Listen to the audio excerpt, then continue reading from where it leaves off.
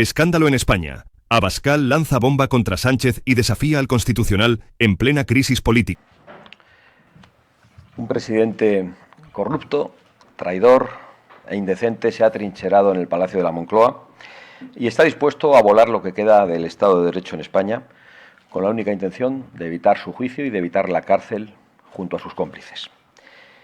Y por ello mi deber hoy es alertar a todos los españoles y advertir de que las nuevas jugadas de Pedro Sánchez, de ahora en adelante, con el objetivo de permanecer en el poder, son una amenaza para la nación, para la democracia, para la libertad, para la prosperidad y para la imagen internacional de España.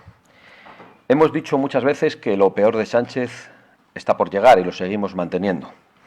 Pero ahora que también llega lo peor para él, queremos advertir de que eso le convierte en todavía mucho más peligroso para la convivencia y para el Estado de Derecho. Hemos escuchado nítidamente esta semana, y eso nos permite afirmar lo anterior, a los cómplices golpistas y terroristas de Pedro Sánchez. Hemos escuchado a Arnaldo Otegi y a Gabriel Rufián, y claramente están dispuestos a aprovechar la ocasión, a aprovechar la corrupción de la mafia socialista para obtener la máxima ventaja y para obtener rédito político atacando la unidad nacional. Sabemos que precisamente como consecuencia de la corrupción socialista, la unidad nacional, por la vía de los refrendos del derecho de autodeterminación y de la superación del régimen de 78 para llegar a un Estado plurinacional, es el objetivo de los cómplices de investidura de Sánchez. Lo han expresado claramente. No están mintiendo a nadie como sí lo hace Pedro Sánchez. Y sabemos que ese es el mayor riesgo y que la legislatura solo llegará a término con cesiones de este tipo. Y por eso nosotros queremos apelar a la sociedad civil y a quienes tenemos el deber de ejercer la oposición, porque la sociedad civil y quienes ejercemos la oposición en España tenemos el deber de permanecer alerta y tenemos el deber de proteger a los jueces, a las fuerzas de seguridad del Estado y a las instituciones que están haciendo su trabajo frente a una estructura de corrupción.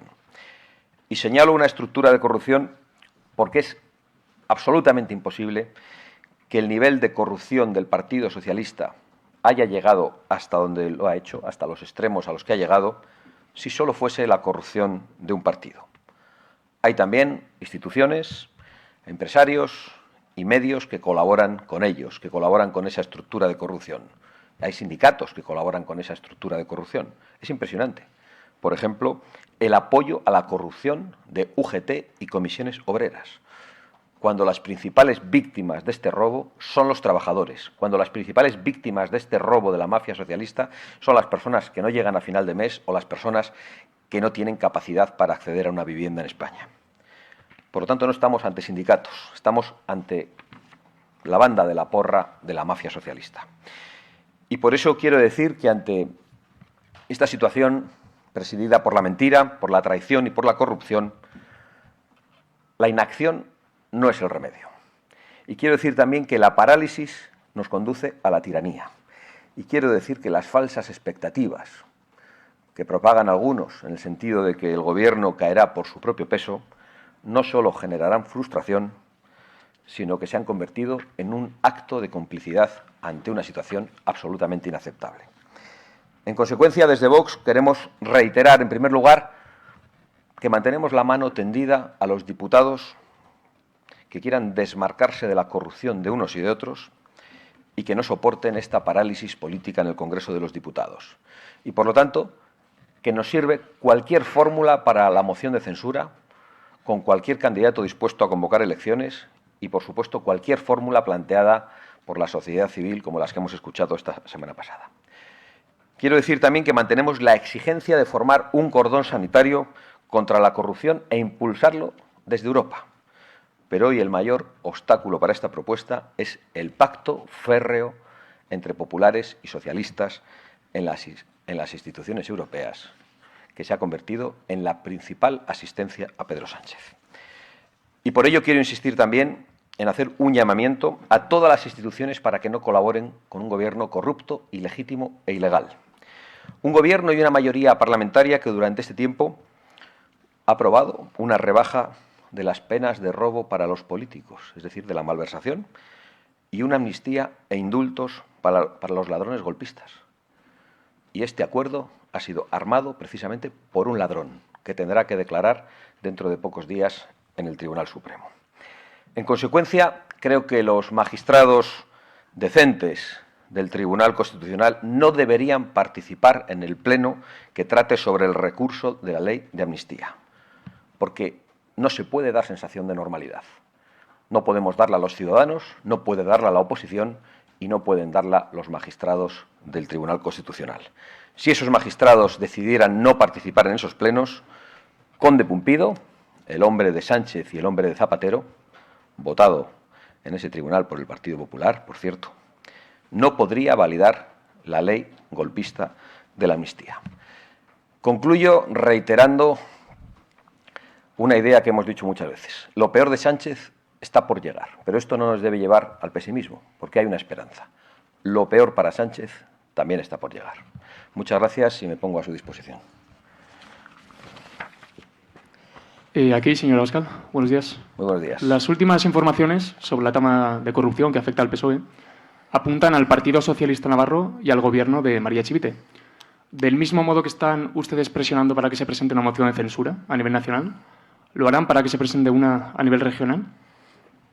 Por supuesto, nosotros estamos absolutamente abiertos a censurar a cualquier cargo de la mafia socialista en cualquier institución que esté envuelto en asuntos de corrupción.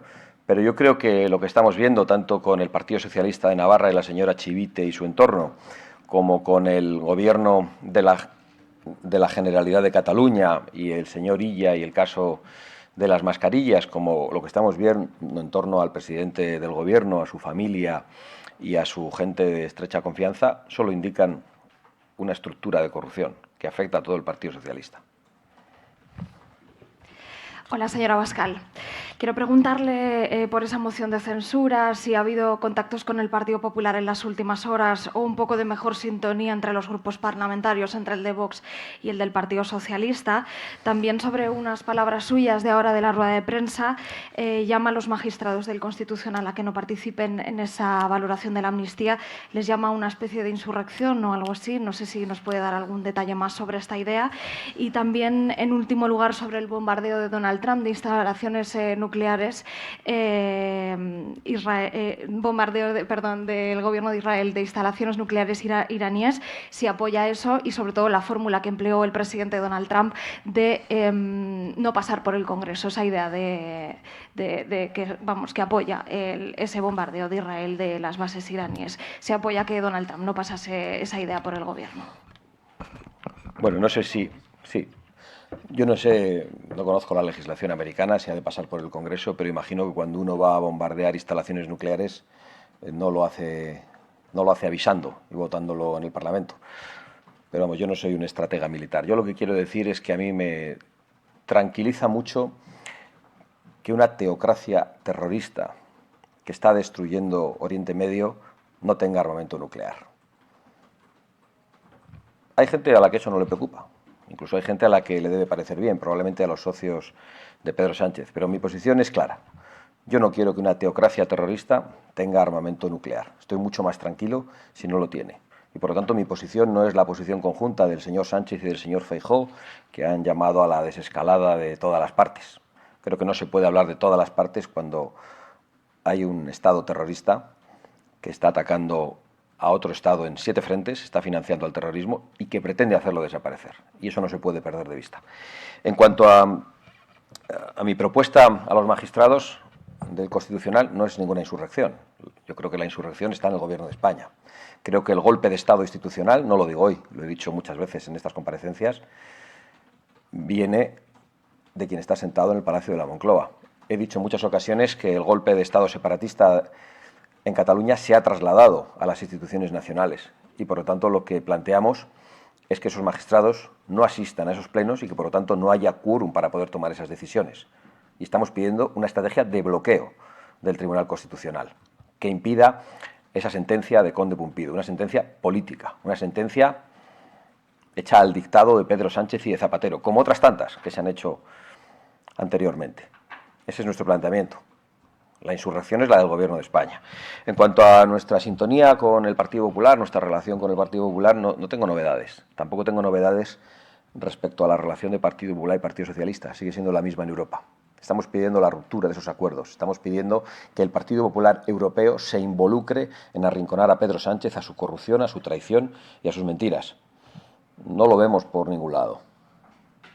Dicho lo cual, nosotros hacemos una oferta a todos los diputados y la hacemos en público. La respuesta del Partido Popular ha sido en público también.